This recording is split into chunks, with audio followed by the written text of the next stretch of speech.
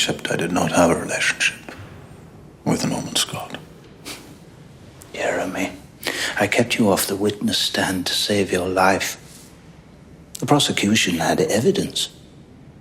They had men from the pubs, men from the streets, men who know you.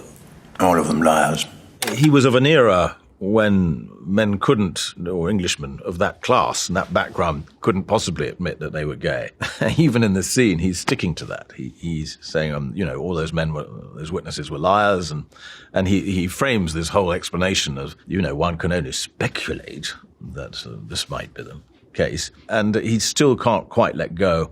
And I remember thinking that very final look to my barrister here, Norman Scott. I mean, one might say that Norman Scott was the best.